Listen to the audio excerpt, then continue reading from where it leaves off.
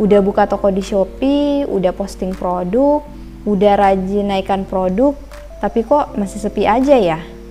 Dapat pembeli pertama pun susah banget. Buat teman-teman yang ngerasa kayak gini, belum dapat hasil dari jualan di Shopee, aku akan share 5 tips penting yang wajib teman-teman kerjakan ketika jualan di Shopee. Nah, apa aja tipsnya? Simak terus.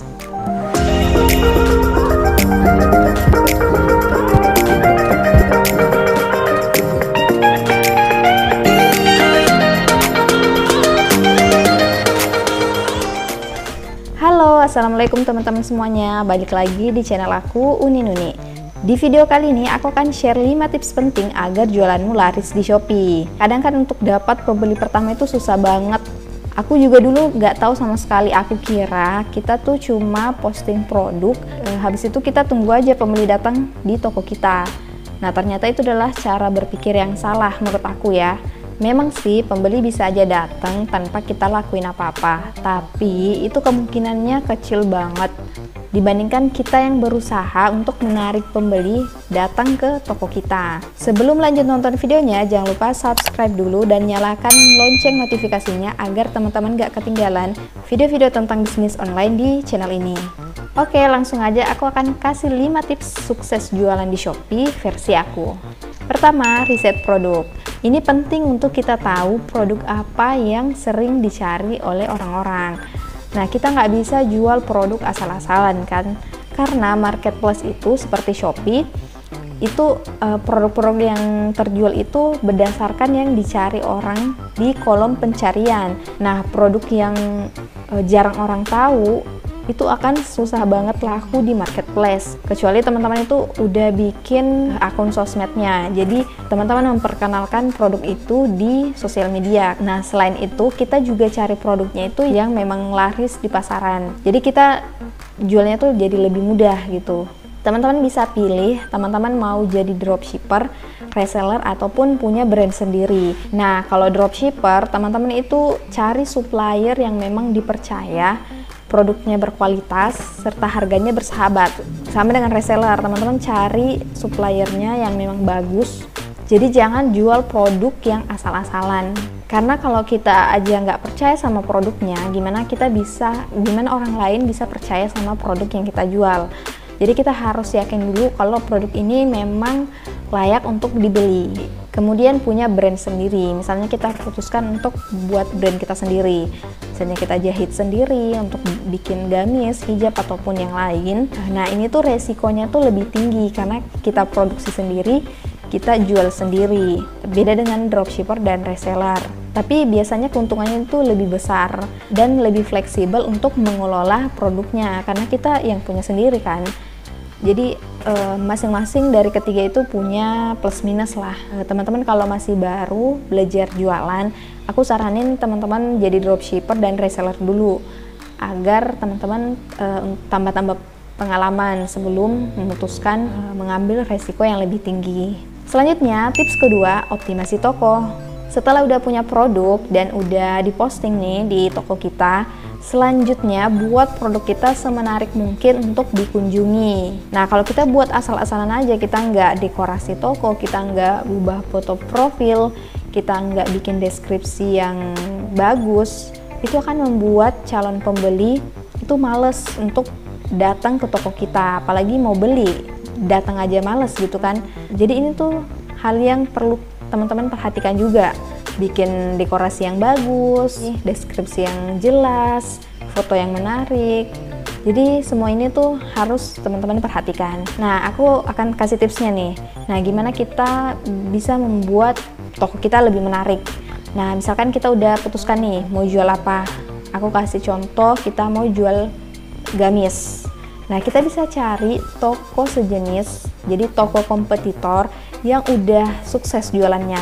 Nah, kita bisa tiru aja mulai dari gimana mereka buat deskripsi, dekorasi toko, foto produk, deskripsi produk. Nah, ini kita bisa cari aja nih, misalnya kita cari gamis. Kita ketik gamis. Misalkan nih, kita pilih yang bagian apa saja ya. Nanti teman-teman bisa ketika cari tokonya, teman-teman buka satu-satu aja, cari yang memang udah laris jualannya, dan profil tokonya itu menarik. Misalkan yang ini aku pilih yang bagian atas. Nah, pas kita masuk ke tokonya itu kita udah disambut sama voucher. Nah, ini salah satu yang harus kita lakuin juga di toko kita, yaitu membuat voucher ikuti toko. Nah, cara buat voucher ini udah aku jelasin di video sebelumnya yang ini. Nanti teman-teman bisa nonton di sana. Nah, di sini ada dekorasi toko.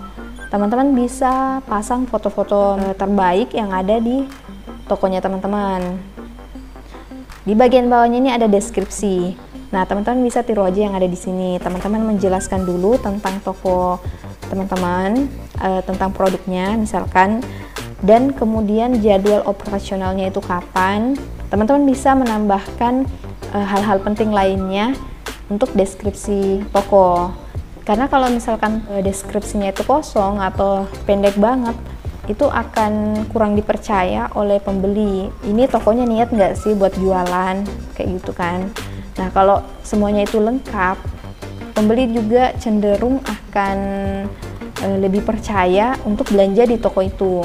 Nah, karena ini jualannya gamis, jadi penting untuk menggunakan model dalam pengambilan fotonya. Nah, ini lebih menarik dibandingkan teman-teman pasang fotonya itu foto produknya aja tanpa ada model untuk produk gamis ya. Jadi teman-teman bisa gunakan metode amati, tiru, dan modifikasi. Kemudian tips ketiga yaitu minta teman untuk order.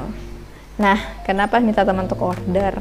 Untuk dapat pembeli pertama itu kan susah banget dan banyak yang masih ragu untuk belanja di toko kita untuk pertama kalinya. Teman-teman bisa jualan produk itu di luar Shopee dulu.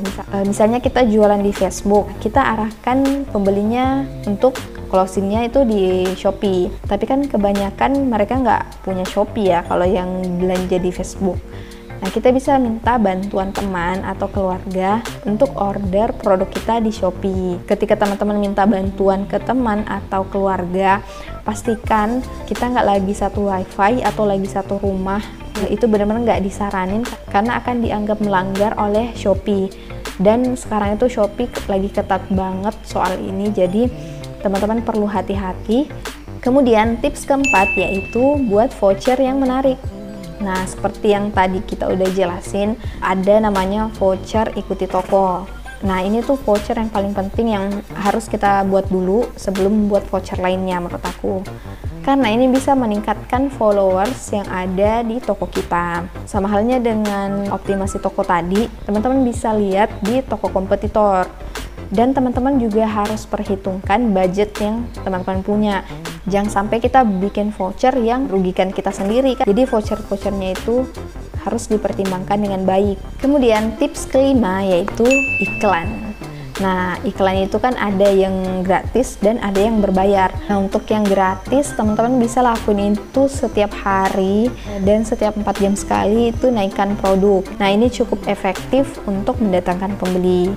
Tapi kalau teman-teman mau yang lebih efektif, itu kita bisa iklan berbayar. Nah, kita nggak bisa pungkiri kalau iklan berbayar ini memang pengaruh terhadap penjualan kita. Tapi jangan berharap ketika iklan berbayar, kita pasti akan langsung untung. Kita pasti akan langsung dapat pembeli. Cara berpikirnya tuh nggak kayak gitu. Teman-teman harus siapkan mental, siapkan budget, dan harus pelajari lebih giat tentang iklan berbayar ini.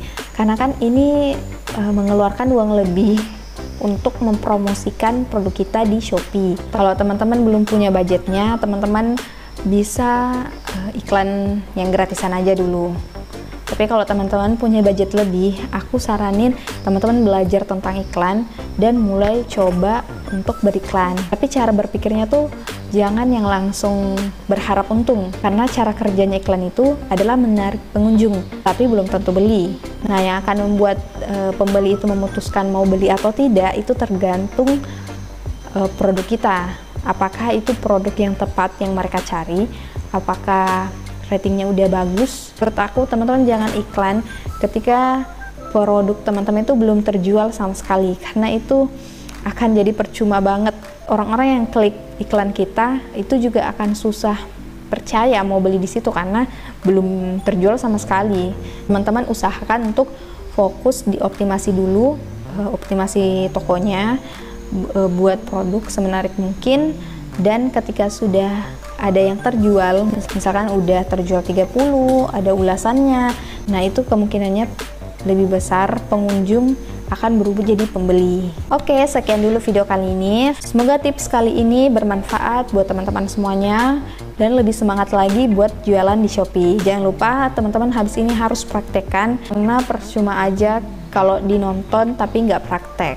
Jangan lupa like dan subscribe, komen juga di bawah kalau teman-teman punya pertanyaan seputar Shopee ataupun seputar jualan online. Teman-teman juga bisa berkunjung ke Instagram aku di @sriwayuniabbas_. Teman-teman bisa DM untuk tanya-tanya atau sekedar kasih saran, kita akan bikin video selanjutnya tentang apa. Aku doakan teman-teman yang nonton video ini dilancarkan rezekinya, dimudahkan urusannya, dan diberkahi usahanya. Sampai jumpa di video selanjutnya. Assalamualaikum warahmatullahi wabarakatuh. Capek banget, pelanggan kabur gara-gara marketplace nggak keurus. Itu tandanya kamu butuh admin marketplace dari e-commerce. Talent admin marketplace sudah dilatih dengan kurikulum terbaik, biaya terjangkau, dan dapat dimonitoring dengan aplikasi. Kunjungi e-commerce sekarang juga.